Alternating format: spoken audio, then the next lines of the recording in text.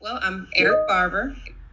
So on social media, full time, I am a software trainer. I'm a tech nerd, so anything techie, geeky, that's kind of my lane.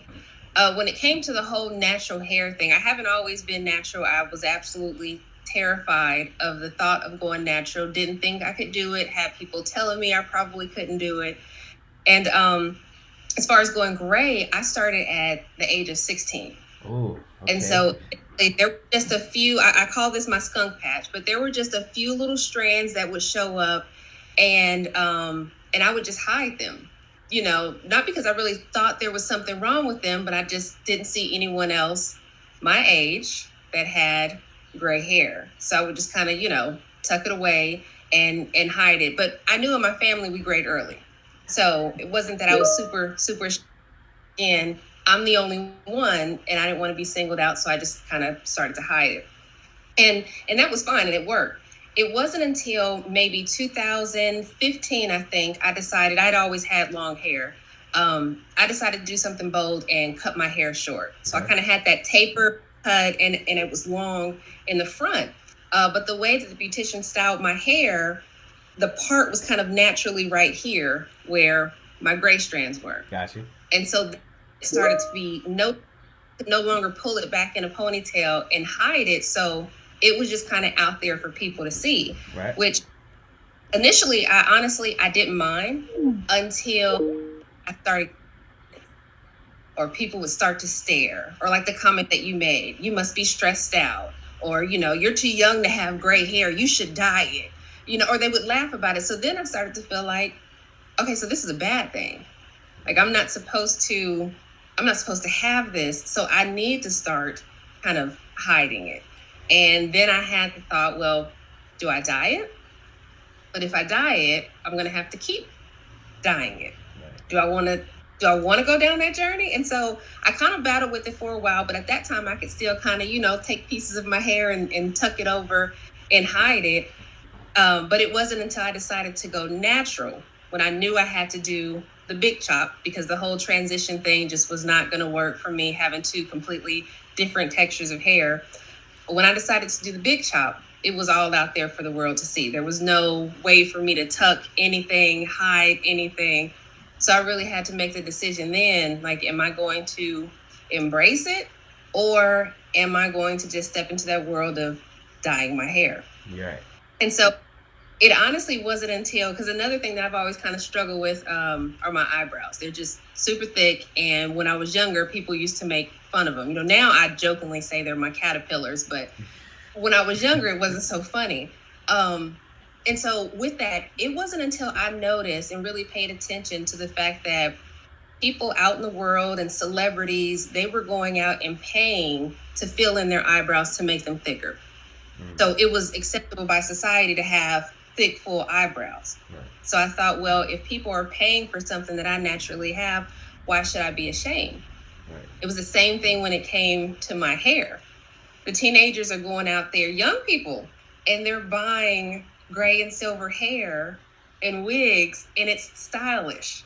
And so I thought, again, if people are out there paying for something that I naturally have, why should I be ashamed of it? Or why should I even consider trying to hide it? Right. So, anyway, going back, I know I'm kind of diverting from your original question. I'm sorry. No. No. But when I decided to go natural and embrace my gray hair, those two things, me not knowing it, those were two big, heavy topics, things that people were afraid to do: go natural and embrace your gray hair. Originally, my social media was just your standard, whatever I think I want to post today, I'm going to post random things. But over time, more and more people began to come up to me and ask me, what's your routine? What do you do for your gray hair? How did you embrace your gray hair? And so my platform kind of morphed into what it is now, just encouraging men and women, embrace your natural beauty.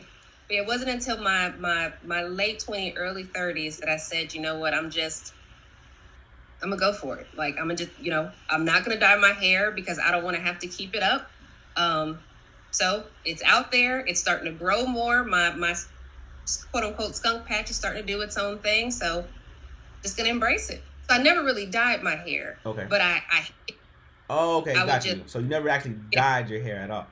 Yeah, never dyed it. But I think that's only because my grays grew right here in this one area. I think if it were kind of like an all over situation, I would have probably been at that time more tempted to try to dye my hair to hide it. Gotcha. But with growing in this one little area here, I always wore my part on the other side, and it Got was just easy you. to. Got Well, I've had a few brands reach out to me wanting to try their products. Now, with that, always trying to make sure that it's something that I would actually want to use and that works for me. But some of the brands, my favorite conditioner, my favorite leave-in conditioner, my favorite deep conditioner, they've seen me posting about it and they've reached out, about collab opportunities. I've had a couple people reach out about just small speaking engagements just to kind of talk to women about embracing what is naturally theirs, yeah. and I think that means more to me, I think, than some of the brand collabs. Right. Be, anybody can go out there and buy anything. It's not going to make them feel good about themselves. So me speaking to someone, even if I'm only reaching one person, to just kind of look in the mirror. God made no mistakes. You are beautiful. You have zero flaws. Everything about you is how it's supposed to be. That gray hair is lovely. Gray hair is just the new everything. I say that all the time on social media. It's the new everything. And getting people to have that same type of vibe about themselves is everything for me. Right. I think, back when I was 16 and 17 and it really started to show out, if I had seen more people like me in the media, it would have been immediately like, oh, that happens. It's acceptable. It's nothing to hide. People gray early, but that was never said. So back then, you just think of gray hair, it's old age, and if you have it at a young age, there's something wrong. So now, seeing platforms like yours and the things that you're doing, it's like this is the not the new norm. This is normal.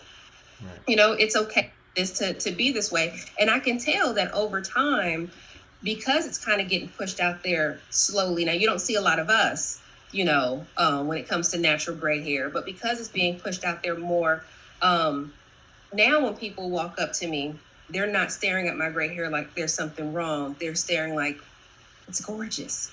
It's beautiful. When did you start graying? 17. Oh, wow. It's like it's slowly changing Right. their perspective on gray hair. So yeah, social media and media, marketing has played a major role.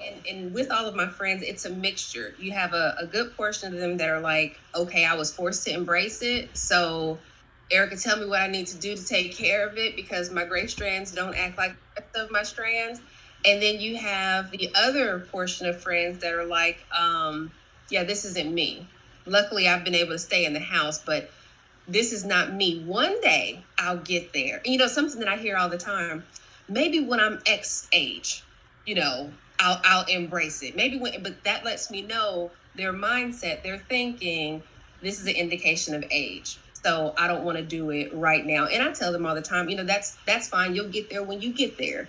Don't want to force it on you. But there are a good portion of my friends that are like, hey, I had to embrace it, so I'm just going to roll with it. And people have seen it. I can't hide it anymore. So it is what it is. Yeah. Well, one thing, be careful about YouTube.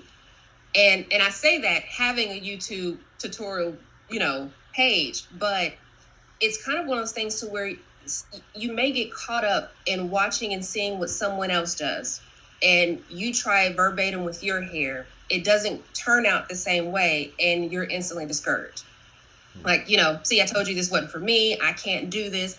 It's all about really paying attention to how your hair reacts. Watch YouTube for just the education. What are some different methods? What are the end products? What are they using? What tools are they using? Watch it for education. But whenever you try something, really pay attention to how your hair reacts. It wasn't until I really started paying attention to my hair that I realized my gray strands don't behave the way that all the other strands behave. Sometimes they want to do everything I need them to do and they'll curl up the way that I want them to curl up. And other times they're like, I'm chilling today. I'm just, I'm going to relax. Don't bother me. I won't bother you, but even when it comes down to moisturizing and conditioning, I have to make sure that I'm taking better care of my gray strands and, than I am the rest of my hair. But with all of that, the most important tip that I always give to people is just pay attention to your hair. I always wash my hair, for example, in the shower, and I apply my conditioner and everything while I'm in the shower. And I have a shower mirror because I want to see, especially if I'm trying something new, how my hair is reacting as I'm applying the products, how my hair looks and how it feels once I rinse it out. I'm always just listening to see, sounds weird, but the vibe that my hair is giving me. It's going to tell me and show me if something is not working. And if it's not, even if the top YouTuber is bragging about it and saying it's working, I'm going to go and find what works for my hair. Yeah, every time I see choose greatness, I always think of me. Take out the word greatness and put me in there, because I feel like I can do all things that I set my mind to do. I am wonderful. I am, smart. All those positive affirmations that you try to give to other people. It's important to also give to yourself, even if you're having a down, kind of moment. So I would tell someone else, when you see that word or those words, choose greatness, put yourself right there in the word of greatness and choose yourself. Don't worry about what society is saying. Don't worry about what John Doe down the street thinks about gray hair or natural hair. Just if you are feeling it, if it makes you feel good, go for it. Choose yourself in every single thing that you do.